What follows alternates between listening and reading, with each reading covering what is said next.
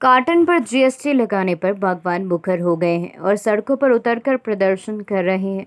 5 अगस्त को सचिवालय घेराव के बाद मॉल रोड पर जेल भरो आंदोलन शुरू कर दिया है। शिमला जिला के सैकड़ों की संख्या में बागवान मॉल रोड पर पहुंचे हैं और धारा 144 का उल्लंघन कर रिपोर्टिंग रूम के सामने बैठकर प्रदर्शन कर रहे हैं। बागवान कार्टन पर जीएसटी खत्म करने और कीटनाशकों के दामों में कमी करने की मांग कर रहे हैं। करीब 4 घंटे तक बागवान मॉल रोड पर प्रदर्शन करते रहे, जिसके बाद पुलिस ने प्रदर्शन कर रहे माकपा विधायक राकेश सिंघा सहित अन्य बागवानी नेताओं को गिरफ्तार किया। संयुक्त किसान मंच के अध्यक्ष हरीश चौहान ने कहा कि सरकार बागवानों की अनदेखी कर रही है। सरकार को 20 सूत्रीय मांग पत्र सौंपा था और मुख्यमंत्री के साथ बैठक भी हुई थी, लेकिन उस पर कोई गौर नहीं किया गया, जिसके चलते 5 अगस्त को सचिवालय का घेराव किया गया। मुख्य सचिव ने स्वयं कहा कि बागवानी विश्वविद्यालय नौणी की अध्यक्षता में कंपनियों के द्वारा सेब के दाम तय करने के लिए एक कमेटी का गठन किया गया है, जिसमें बागवानों के प्रतिनिधि भी शामिल रहे, परंतु सरकार ने अभी तक न तो कमेटी का गठन किया और अब अदानी व अन्य कंपनियों ने सेब के दाम तय कर दिए हैं। इसके अलावा कार्टन पर जीएसटी लगा दिया है, उसे हटाने की मांग की गई, लेकिन सरकार ने इस ओर ध्यान नहीं दिया और आज मजबूरन जेल भरो आंदोलन करना पड़ रहा है।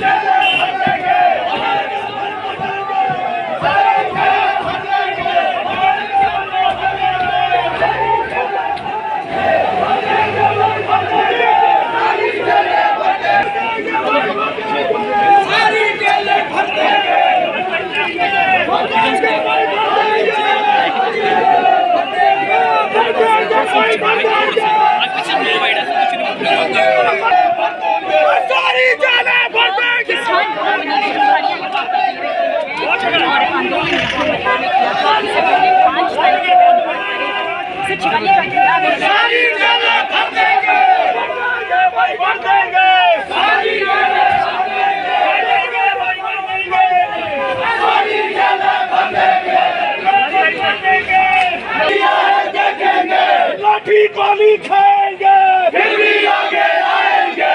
लाठी दो या गोली दो, दोनों ही मंजूर है। लाठी दो या गोली दो, दोनों ही मंजूर है। लाठी दो या गोली दो, दोनों ही मंजूर है। लाठी गोली खाएंगे फिर भी आगे आएंगे।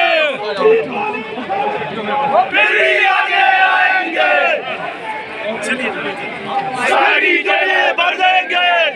देना होगा हल्ला बोल हल्ला बोल देना होगा देना होगा देना होगा देना होगा देना होगा किसानों हल्ला बोल हल्ला बोल हल्ला बोल देना होगा देना होगा देना किसानों की मांग पूरी करो पूरी करो पूरी करो पूरी करो चाहे जो मजबूरी हो मांग हमारी पूरी हो। चाहे जो मजबूरी हो तख्त बदल दो ताज बदल दो, बेईमानों का राज बदल दो। तख्त बदल दो ताज बदल दो, बेईमानों का राज बदल दो। तख्त बदल दो ताज बदल दो, बेईमानों का राज बदल दो। लाठी दो या गोली दो, दोनों ही मंजूर है। लाठी दो या गोली दो, दोनों ही मंजूर है। जोर जुल्म की टक्कर में संघर्ष हमारा नारा है। जोर जुल्म की टक्कर में संघर्ष हमारा नारा है।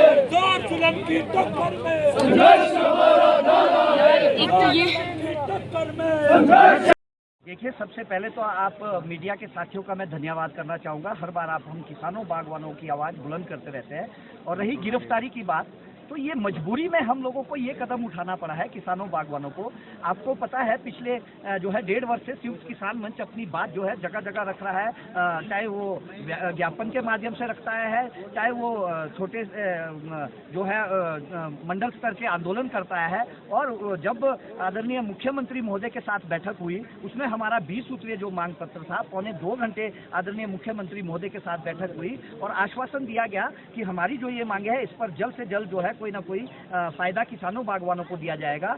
और उसमें जब कोई फायदा नहीं हुआ तो उसके बाद निश्चित रूप से किसानों बागवानों ने 5 तारीख को जो सचिवालय के बाहर एक बड़ा आंदोलन किया 32 वर्ष के बाद, उस आंदोलन के बाद उसमें मुख्य सचिव महोदय की अध्यक्षता में एक बैठक हुई जिसमें कि हमारे जो 27 घटक सारे घटक है, संयुक्त किसान मंच के विभिन्न घटक, वो सारे दलों के एक जो है उन घटकों के एक साथी भी उस मीटिंग में थे और मुख्यमंत्री जी की मीटिंग में भी थे। लेकिन उन मुख्य सचिव महोदय की मीटिंग में हमसे सरकार ने 10 दिन का समय मांगा था कि हम इनको जमीन पे उतारेंगे, लेकिन आज तक जो है जमीन पे कोई भी बात नहीं उतारेगी। मैं आपको कहूंगा कि जीएसटी सबसे बड़ा मुद्दा हमारा पेटियों के और ट्रेस के जो रेट बढ़े हैं वो मुद्दा था, लेकिन जीएसटी का जो है जिस तरह का की प्रक्रिया बनाएगी तो आज तक के एक बागवान की कोई मुझे पर्ची दिखा दे कि उसने जीएसटी रिफंड मिला है उसको, एक बात, या आगे मिलने वाला है। मैं नहीं मानता कि कोई एक बागवान ये दिखा पाएगा कि जीएसटी उसे रिफंड हुआ, क्योंकि इसकी जो प्रक्रिया है बहुत पेचीदा है। और नंबर 2,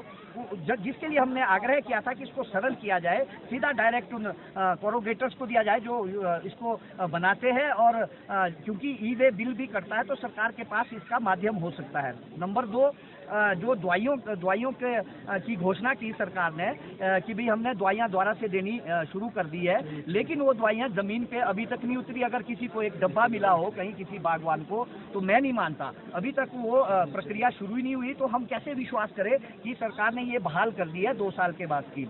इसके बाद रही बात एचपीएमसी हिमफेड की पेमेंट्स की, एचपीएमसी हिमफेड की कुछ पेमेंट मिलने लगी है, जरूर मिलने लगी है, लेकिन वो सिर्फ 50,000 तक मिलने लगी है। लेकिन उसमें भी एक बहुत बड़ा नुकसान है कि 50,000 वाला बागवान तो शिमला लेने आ जाएगा, लेकिन अगर मान लीजिए मेरी 3,000 की पेमेंट है तो मेरा 4,000 का खर्चा जो है शिमला आने जाने का लगता है। और वो जो है, जबकि इनके जगह जगह गोडाउन्स है, जगह जगह एचपीएमसी के ऑफिस है, वहाँ पर दी जा सकती है छोटे बागवानों को और डायरेक्ट उनके खातों में भी दी जा सकती है।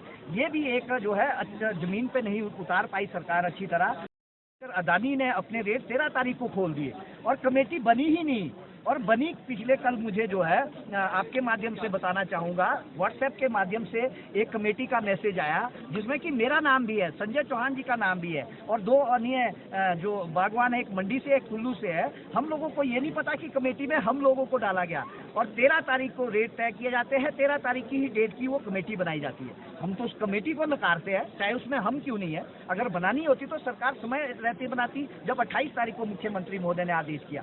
हमें निर्णय लेना पड़ा कि सरकार ने जो है हमारी बातें अभी तक नहीं मानी, और उसके एवज में जो है हमने मुख्य सचिव महोदय के साथ जो बैठक थी उसके बाद निर्णय किया, सभी 27 घटक दल बैठे, उन सभी संगठनों ने कहा कि अगर 10 दिन के अंदर सरकार ये बात नहीं मानती तो हमने 15 अगस्त को शांति प्रिय रहने के लिए जो है अपना समय जो है खराब नहीं किया, और हमने 15 अगस्त सबने मनाया, घर पे मनाया, अपने देश की शान थी। और उसके बाद हमने ये 17 तारीख को जो है जेल भरो आंदोलन का निर्णय लिया, एक मुश्किल दौर का निर्णय लिया जो हम बागवान नहीं ले सकते थे। हमारे तो घरों में सेब सीजन चला हुआ है, जेल भरने के लिए हमें समय नहीं है, लेकिन मजबूरी में हमें जेल भरो आंदोलन करना पड़ा कि भी हमारी रोजी रोटी को संकट है, अगर कुछ नहीं होगा तो जेल में कम से कम हमें रोजी रोटी तो मिलेगी। ये हमारा कहना है। सरकार कह रही है कि बहुत सी ऐसी मामले हैं